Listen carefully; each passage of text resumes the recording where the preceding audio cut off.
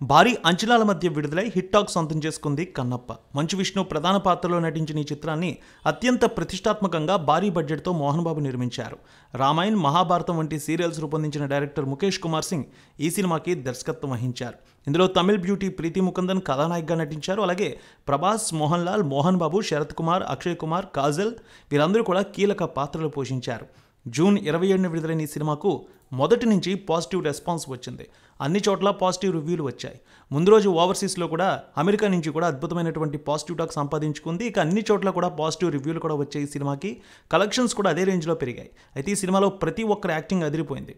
BGM, songs సినిమాకి మరో హైలైట్గా నిలిచాయి. క్లైమాక్స్లో విష్ణు నట విశ్వరూపం చూపించారంటూ ప్రశంసలు కూడా కురిపిస్తూ ఉన్నారు.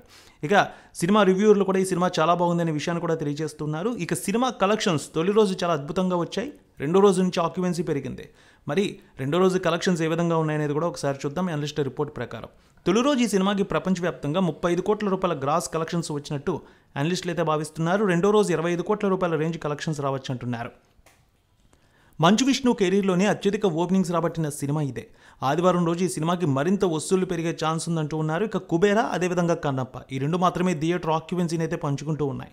వచ్చే చివరి వారం వరకు ఇదే జోరు కనిపించే అవకాశం ఉందంటున్నారు కన్నప్ప సినిమాకి సంబంధించి. ఈ చిత్రాన్ని Ava entertainments 24 frames factory banners by Mohan Babu భారీ బడ్జెట్తో నిర్మించారు. సుమారు 200 కోట్ల రూపాయలతో దీన్ని నిర్మించారనే టాక్ ఉంది.